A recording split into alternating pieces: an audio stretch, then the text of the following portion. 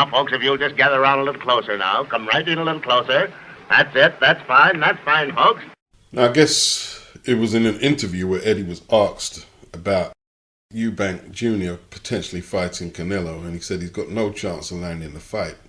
Canelo wants a whole load of money, and EUBANK Jr. can't provide that. Well, if EUBANK's monetary market value isn't that high, why has Eddie been chasing him around endlessly to make that Conor Benn fight, saying it's going to be one of the biggest fights in British boxing history? I guess he'd reply to that, well, yeah, in the UK, that's a huge fight with the angle that two sons from two UK icons are fighting each other. It would be a huge fight. And no, EUBANK has no drawing power in America. But if Canelo decided to fight in the UK, EUBANK would be one of the top options, wouldn't he? At 168, if he chose to fight in the UK. I sense a hint of I'm going to teach EUBANK from Eddie Hearn because EUBANK gave him the runaround with the Conor Benn fight. Now, it was a ludicrous sum put up, apparently, for EUBANK to fight Conor. But because Conor didn't have a license, EUBANK tried to lean on Eddie and on Conor, saying, well, you should pay me even more. And I think that's part of the reason why Eddie's really pissed. But, his dad was saying, obey the rules, obey the board, and that's his dad's take. Chris wasn't coming from there. He would have took the fight if he had got his financial demands met. Now, EUBANK Sr., he never wanted the Ben EUBANK fight, saying that Chris is a 168 pounder, although his last 3 or 4 fights have been at 160. And Sr. said the only fight Chris could get to redeem himself was taking on Canelo. He can't just get the Canelo fight like that. And here's the thing, his dad is saying, yeah, he should fight Canelo, and Eddie's saying he's not going to get the Canelo fight. And here's the thing, EUBANK Jr. has been silent. He hasn't did no interviews, he hasn't tweeted anything about what he's doing next. He hasn't asked for the Canelo fight. I haven't seen no recent receipts where he's asked for the Canelo fight. So where is all this speculation coming from? And look, promoters have and will use their leverage in situations like this and their influence to marginalize the likes of a EUBANK for crossing them in their eyes, So I think Chris has to come back and make a splash in the game. And I don't see him getting a Canelo fight in 2024. No way. I just don't see it. I believe Eddie Hearn has a decent working relationship with the Sowlands and Wasserman. It would be interesting to hear what Callie Sowland has to say about Eddie just dismissing the fight like that. Is he in agreement with Eddie? Or is he like, how dare Eddie say that? Denying his fighter the same opportunity as anyone else who's putting on the gloves. And saying that, from what I've read, the Sowlands are frustrated with EUBANK. He's not taking the Ben fight. They want him to take the Ben fight. He doesn't want to fight Johnny Beck. There's no big fights out there at 160. And no one's heard anything from Chris since the Liam Smith fight. He hasn't said much. So it's hard to read what's going on with Chris EUBANK. But Eddie finished with this parting shot. EUBANK was knocked out by a light middleweight, Liam Smith. He beat a light middleweight, Liam Smith. He's running scared from a welterweight, Conor Benn, and now he wants to jump up to 168 to fight Canelo? No chance. Bit spiteful from Eddie Hearn, He's trying to teach Chris a lesson.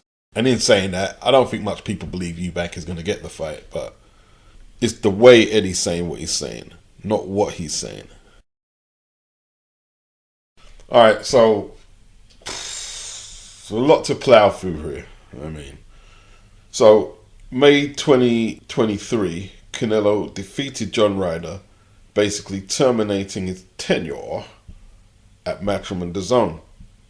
Eddie said he hasn't got no fights there for him, has no objection of Canelo going over to the PBC and seeing what they've got. First fight with the PBC in a free fight deal was the one-sided trouncing of Jamal Charlo.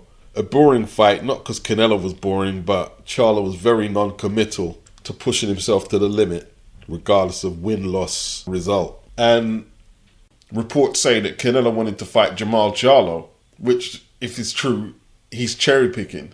But the PBC said it's not a recoupable fight. It looks like it's a mutual split between Canelo and the PBC. Well, from the PBC's end, a mutual split is good, because if it was going towards the territory of breach of contract in Canelo's favour, they could have ended up paying him millions. So this could be the best solution for the PBC. So Matchroom and DAZN are looking to do business with Canelo for the third go-around. First time around, he beat the likes of Rocky Fielding, Matchroom DAZN, Danny Jacobs, Matchroom DAZN, Callum Smith, Matchroom DAZN, Billy Joe Saunders, Matchroom DAZN. Went over to the PBC, came back, John Ryder, Matchroom DAZN. Then Eddie said, I haven't got no more fights for him. What's changed? Because when Eddie said he didn't have no more fights for him, Berlanga and Munguia were there. If them fights weren't viable then, why are they viable now? Well, the truth is, Berlanga's coming off what I thought was an impressive stoppage win against Pollock McCrory. I thought he looked impressive. Munguia looked very good against John Ryder. They're unbeaten, they're scoring stoppages, and they have now elevated up the rankings since Canelo left DAZN to fight Jamal Charlo. They've appreciated since. Berlanga's win over Podrick was an eliminator for one of the straps. You know, and the likes of Caleb Plant, Jamel Charlo and his brother, you've heard the out the ring stories. I'm not going to repeat them here. Canelo would come under heavy fire for taking on Jamal Charlo. It would be a very hard sell, especially after watching his brother, who in most people's opinion didn't really try. And Jamal looks just like him, hasn't had a hot streak for a long time, inactive, hasn't defended his 160-pound belt in over 2 years. He doesn't qualify for a 168-pound shot.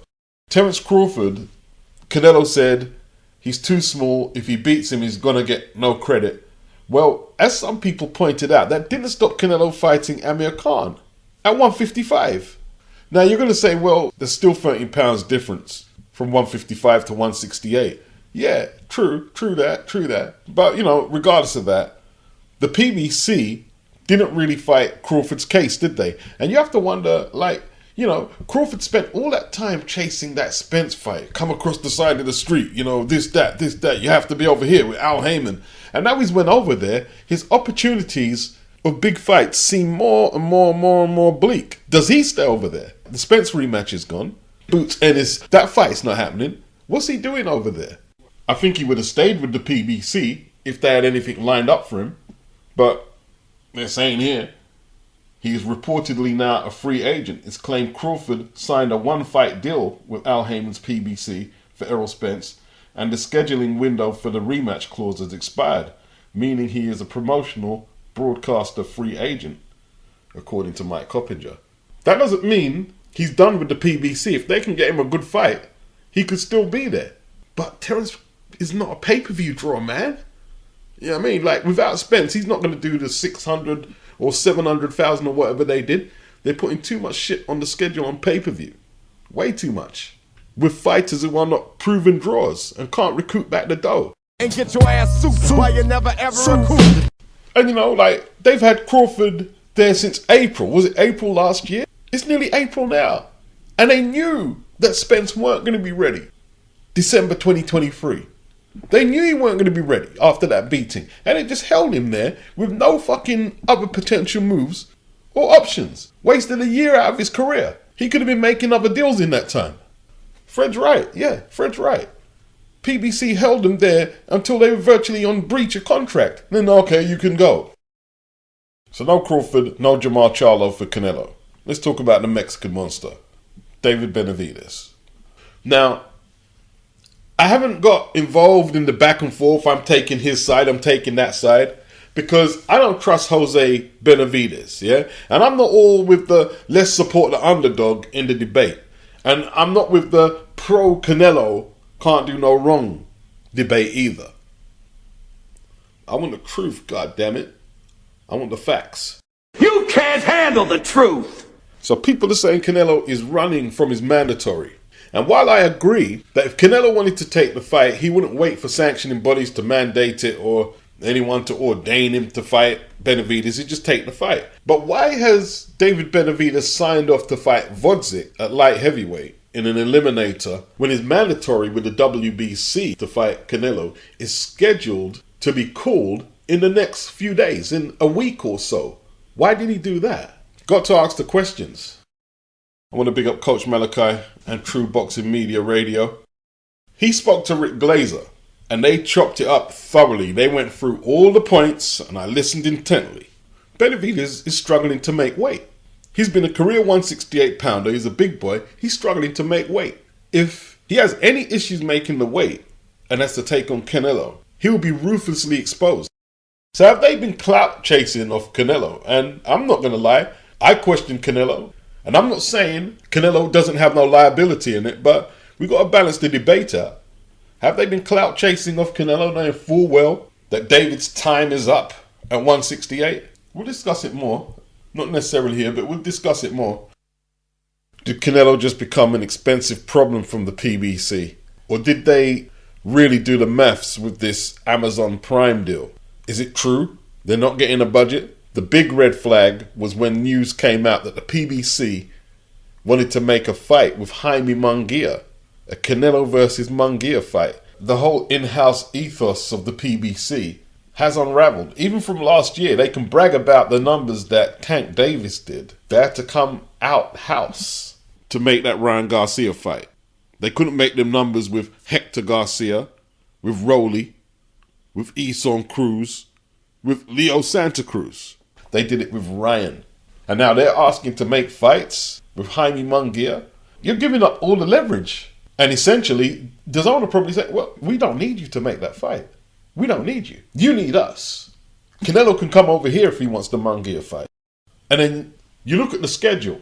March the 30th, pay-per-view. Zoo versus Thurman. May the 4th, Canelo versus to be announced. Well, news coming out is suggesting will not be announced. Early June, Benavidez versus Vodzik, pay-per-view. Late summer, Tank Davis versus Frank Martin, pay-per-view. They've announced the schedule without one fight on subscription. All pay-per-views. So basically, they was expecting people to pay for Amazon Prime, which could be how much dollars in America, right? Let's say $100, $90. And then on top of that, all the content they're getting from the PBC, £65 Thurman, £130 Canelo, $195 Vodzik Benavidez, $260 Frank Martin Tank. You're laying out nearly $400 in pay-per-view fights, and the year's not even through. Barely halfway through the year. I've heard they're trying to get a next partner, secure more dates, and perhaps get more funding, get a similar situation that they had with Show Fox. You see, that was the old PBC model of operation. Will they be able to get that situation again? I'm not going to write it off because Al Heyman and his team will know better than I what they're doing. Amazon Prime is not an established boxing app. It's not. I was thinking of purchasing it. Now I have a smart TV. But I'm not going to purchase it to have to buy all that shit on pay-per-view at 4 or 5 a.m. in the morning. They used to try and mug us off with them Luis Ortiz, Charles Martin pay-per-views on Fight TV at 4 or 5 a.m. in the morning. You know, and there's no concessions for time zones because there's a lot of content on DAZN. Let's say it's in America on their time zone. A lot of it, not all of it, we don't pay for it over here because it's a different time zone. They understand it's 4 or 5 a.m. in the morning. And over here, there's a lot of content on our time zone that might be on pay-per-view. DAZN don't let America and other territories pay for it. But they're trying to mug us off again. You know what I mean? Like, yeah, everybody pay for Keith Thurman and Costa Zoo. I think not. So I'm not going to bother getting the Amazon Prime app. And what Amazon Prime are going to find, yeah, their subscriber base is not going to increase from people who want to see PBC boxing content. Yeah? Not one card on this schedule is subscription based. Not one. And that's obvious why that's happening. They're not getting the funding. And, you know, Floyd's bragging about making $300 million a month. Well, put some of that into fucking producing some decent content. You're supposed to be a boxing promoter. $65 to watch Tank against Frank Martin. At least bring Shakur Stevenson over there and charge that. It just doesn't look like the PBC are adapting to what's going on. They're just not adapting. This could have been avoided. DAZN were interested in locking down the PBC, but they didn't want to go that route. But let's not write them off yet. Al always seems to bounce back. Let's see how this plays out. But if Crawford and Canelo are saying, I'm looking at the front door. a lot of PBC fighters right now might be saying, This is where I exit, exit, exit, exit, exit, exit, exit, exit, exit, exit, exit, exit, exit.